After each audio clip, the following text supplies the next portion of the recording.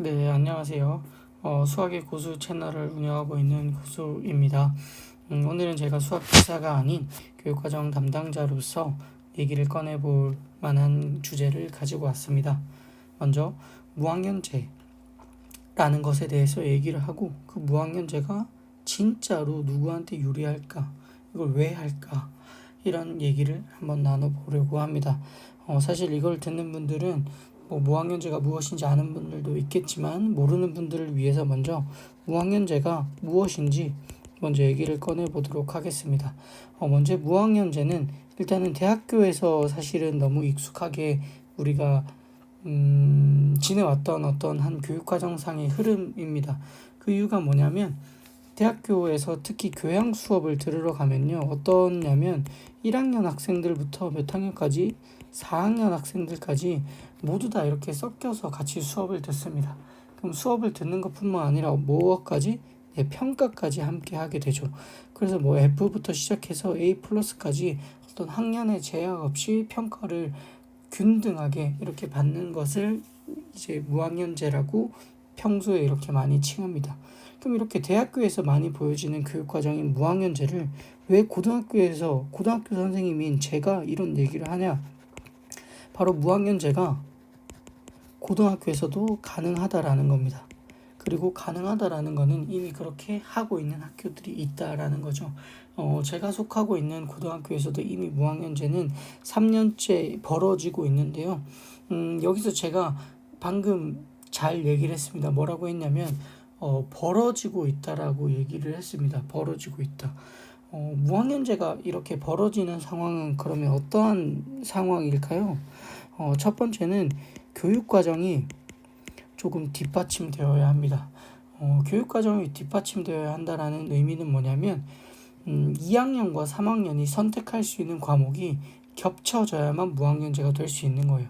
혹은 1, 2, 3학년들이 모두 동등하게 들을 수 있는 과목들이 있어야만 한다라는 거죠.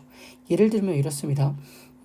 보통 1학년 때는 이제 선택의 폭이 잘 없으니까 대부분 이제 해당되지 않는데, 2학년 1학기, 2학년 2학기, 3학년 1학기, 3학년 2학기 이렇게 되면 사실 학생들이 수요에 따라서 많이 들을 수 있는 것들과 듣지 않는 것들이 있습니다.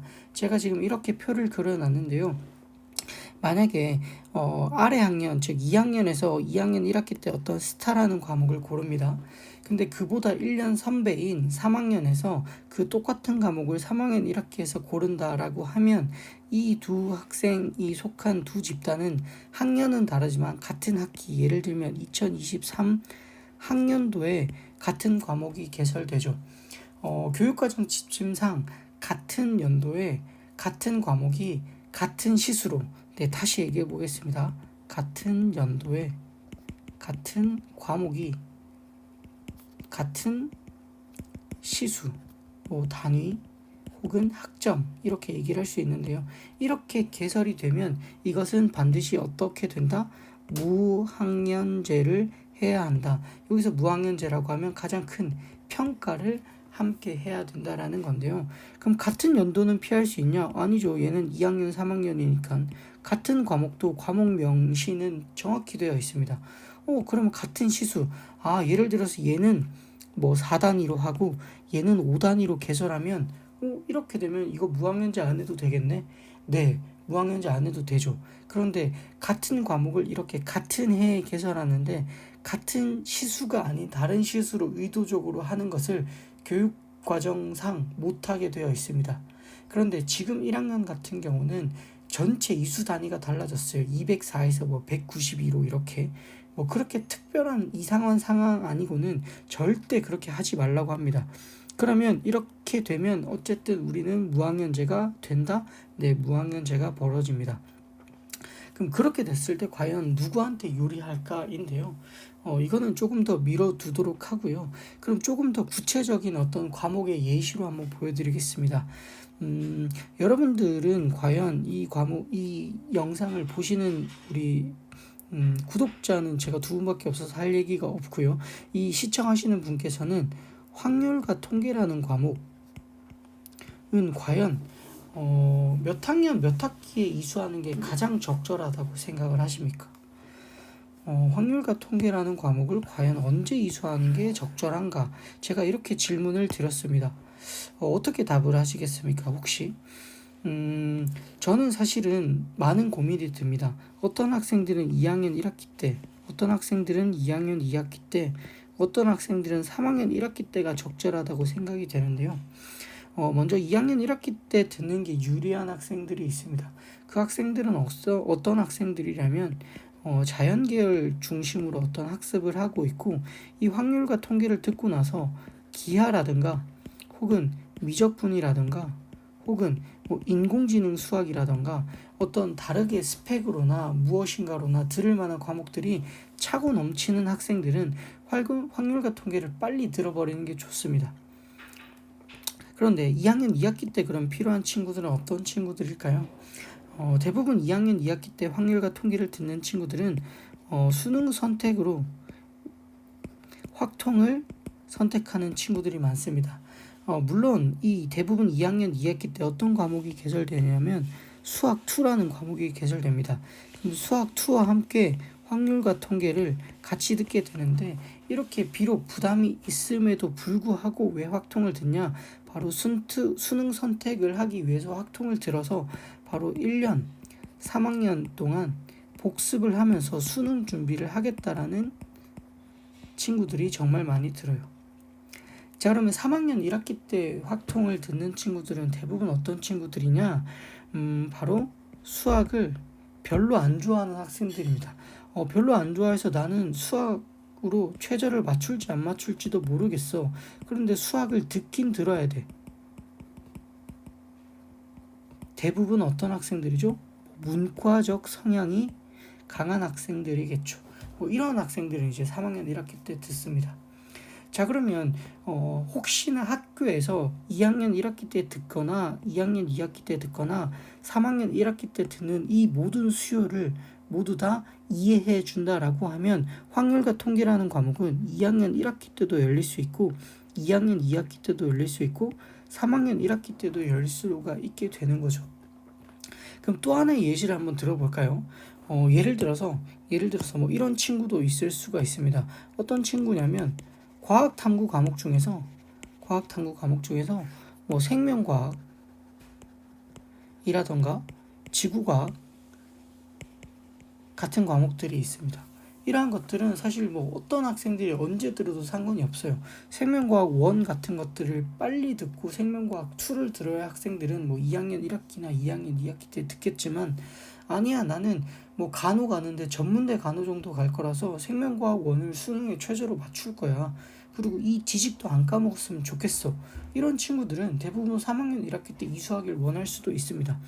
그렇다라고 하면 이러한 과목들도 사실은 무엇이 될 가능성이 있다?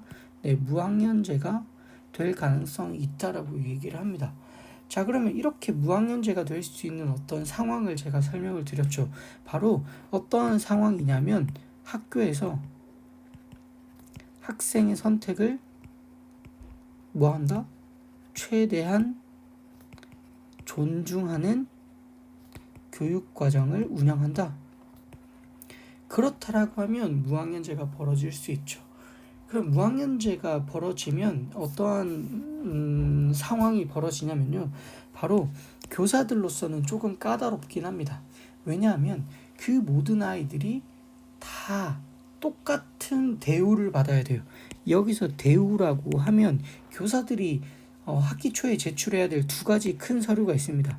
첫 번째는 뭐냐면 교과 진도 운영 계획이라는 것을 작성하고요. 두 번째는 뭐냐면 평가 계획이라는 것을 학기 초에 반드시 제출하고, 이게 이제 모두에게 대국민 서비스로 알려야 합니다.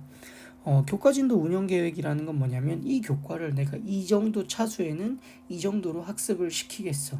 그리고 이때는 이런 걸 학습을 시키겠어. 그리고 평가 계획이라는 건 바로 뭐냐면 학생들에게 뭐 지필고사는 몇 퍼센트, 지필고사는 몇 번, 수행평가는 어떤 거, 어떤 내용을 어떤 기준으로 어떻게 평가하겠어라고 굉장히 구체적으로 이렇게 미리 작업을 해놓는 것을 의미합니다. 그런데 2학년이건 3학년이건 무학년제가 발생하면 2, 3학년 모두에게 이 내용이 모두 동일해야 합니다. 동일해야 하고, 그 무학년제가 듣는 학생들은 반드시 뭐 차수나 이런 모든 교육이 동일해야 됩니다. 단 같은 공간에서 수업을 들을 필요는 없습니다. 대신 주별로 어떤 시수, 즉 교과진도 운영 계획에서만 같으면 되기 때문에 학생들은 어쨌든 이러한 무학년제를 받게 되죠. 그런데 사실 교과진도 운영 계획보다 더 많은 관심을 가지는 건 바로 이 평가 계획인데요. 왜냐하면 평가 계획이라는 것이 만약에 진로 선택 과목이다, 그럼 학생들은 큰 부담은 없습니다. 왜냐하면 A, B, C 등의 절대 평가로 나오죠. 그런데 만약에 얘가 일반 선택 과목이다, 그러면 무슨 일이 벌어지죠? 네, 등급이 나옵니다. 등급이라고 하면 상대 평가라서 등급이 바로 1등급부터 9등급까지가 나오게 되죠.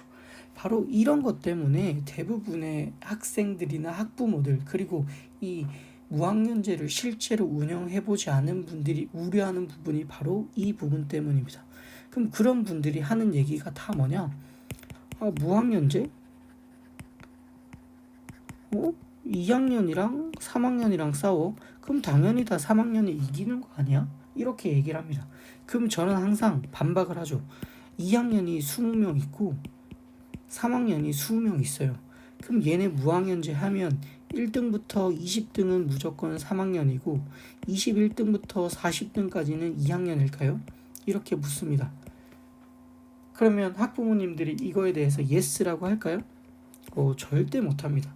그러면 이거를 또 2학년 아이들에게 묻지 않고 3학년 아이들에게 묻습니다. 얘들아, 니네 무학년제 20명 후배 20명이랑 들어서 니네 저기 밑에 있는 20명 다 이기고 어쨌든 20등 안에 무조건 들 자신 있어? 그럼 3학년 애들 뭐라 할까요? 노라고 합니다. 그럼 2학년 아이들에게 뭐라고 하냐? 니네가 3학년보다 못한 게 뭐야? 어차피 확률과 통계 다 처음 듣는 과목이고 생명과학 5원 다 처음 듣는 과목이야. 시간 똑같이 배우고 평가 계획 똑같고 할애하는 시간 다 똑같아. 근데 네가 걔네들보다 못할 이유는 뭘까? 이렇게 물으면 애들은 그러네요 라고 합니다. 그러면 이렇게 아이들을 설득한 뒤에 실제로 무학년제를 운영해 봤습니다.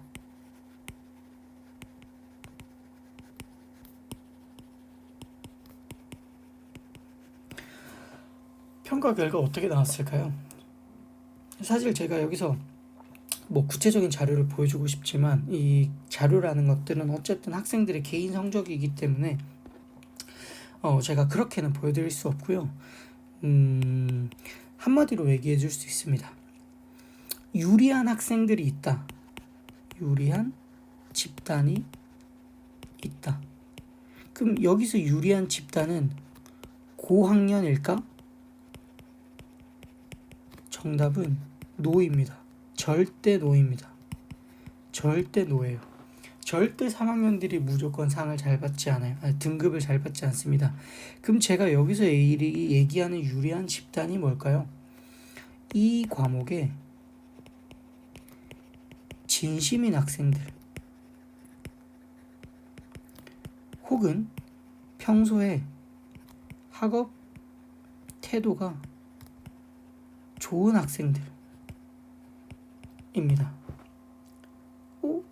너무 당연한 얘기 아니에요? 네, 당연한 얘기예요. 예를 들어서 2학년과 3학년이 이렇게 공부를 했어요. 그런데 2학년에 나는 이 확통에서 무조건 1등급 받아야겠어 하고 확률과 통계만 공부하는 친구들, 당연히 1등급 가져갈까요? 안 가져갈까요? 네, 가져가요. 그럼 모두가 동등하게 공부한다. 그러면 평소에 학업 태도, 수업 정말 열심히 잘 듣는 친구들이 유리합니다. 그런데 제가 무학년제를 실제로 운영해 본 결과 성적을 잘 받는 특정 과목들이 있습니다. 특히 아래 학년들이 성적을 더 잘 받아가는 경우가 있어요. 그게 바로 확률과 통계입니다. 한번 생각해 볼 거예요. 2학년 1학기 때 확률과 통계를 듣는 학생들과 3학년 1학기 때 확률과 통계를 듣는 집단의 구성을 한번 보겠습니다. 자, 2학년 1학기 때 확률과 통계를 듣는 학생들은 대부분 자연계열을 희망하는 학생들이 대부분일 겁니다. 그리고 자연계열을 희망한다라는 것은 수학에 대한 어떤 자신감이 그래도 기본적으로는 좀 있어요. 그리고 이거 다음에 뭐 기하나 미적 이런 것들을 들을 학생들인 거예요. 그럼 수학적 사고 능력이 있다라고 봐야 되겠죠. 그럼 3학년 1학기까지 확률과 통계를 미룬 친구들은 어떤 친구들이요? 수능 때 칠까 말까 고민하는 친구들인 거예요. 그리고 대부분 인문 계열인 학생들이 좀 많습니다. 그러면 이런 집단의 학생들과 이런 집단의 학생들이 어떤 수학적인 지식으로 붙는 거예요. 그럼 과연 누가 유리할까요? 네, 유리하다? 네, 제가 잘못했습니다. 유리한 게 아니라 누가 더 잘한다? 얘네들이 더 잘할 가능성이 아주 많습니다. 그래서 제가 1, 2, 3등급의 비율을 한번 봤어요. 제가 그때 수업을 했을 때 얘네들이 한 30명 정도였고요. 얘네들이 지금 한 60명 정도였습니다. 그러면 지금 이렇게 됐을 때 2학년과 3학년의 인원수 비율은 바로 1대 2 정도였죠. 근데 1등급, 2등급, 3등급 포함해서 들어온 비율은 바로 1대 1의 비율이었습니다. 그럼 상대적으로 누가 2배나 더 잘했다? 근데 2학년이 훨씬 더 잘했다라는 얘기를 할 수 있는 거죠. 네, 그렇기 때문에 사실은 이 무학년제는 누구에게 더 열려 있는 것이다? 2학년에게 더 열려 있습니다. 내가 학업 성취율이 높다라면 무학년제가 오히려 개꿀인 거예요. 왜 개꿀이야? 3학년 애들이 이렇게 들어온다라는 건 뭐냐면 2학년들끼리 하면 30명이서 1등급부터 9등급을 나눠 가져야 돼요. 근데 이렇게 되면 몇 명이서 나눠 가져야 돼요? 90명이서 1등급부터 9등급을 나눠 갖는 거예요. 내가 2학년임에도 불구하고 무학년제인 거 씹어 먹을 수 있어. 그냥 내가 좋아하는 과목이가 내가 잘해볼래. 혹은 내가 누구보다 선배들보다 더 잘해볼 거야. 그러면 한두 문제 실수하더라도 인원수가 보장되기 때문에 한 2, 3등 내려가는 게 등급의 변화를 주지 않아요. 그 말은 내가 성적을 더 잘 받을 가능성이 있다라는 얘기가 되는 겁니다. 그래서 오히려 이게 상위권 학생들에게는 더 열린 상황일 수 있어요. 그런데 제가 이 무학년제를 가지고 사실 많은 학교에 특강을 다녔습니다. 이 상황이 궁금하니까 여러 학교에서 저를 불러다가 무학년제에 대해 실제에 대해서 얘기를 해달라고 해요. 오프라인 강의에서는 제가 구체적인 성적 데이터도 이렇게 보여드리고 했습니다. 근데 대부분 처음에는 반신반의해요. 근데 2년치의 데이터를 보여드리고 방금 이런 얘기를 하면 다 그렇네. 교사들은 이해를 합니다. 근데 그분들이 항상 마지막에 하는 게 우리는 누가 무섭다? 학부모가 무섭다라고 얘기를 합니다. 바로 누구 학부모?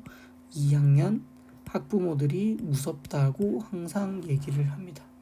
사실 학생들도 많이 좀 쫄아합니다. 사실 저희 학교가 여고라서 더 그런 것도 있는데 남고는 조금 덜할 거로 생각되는데 사실 여자아이들을 설득하는 게 쉽지 않았어요.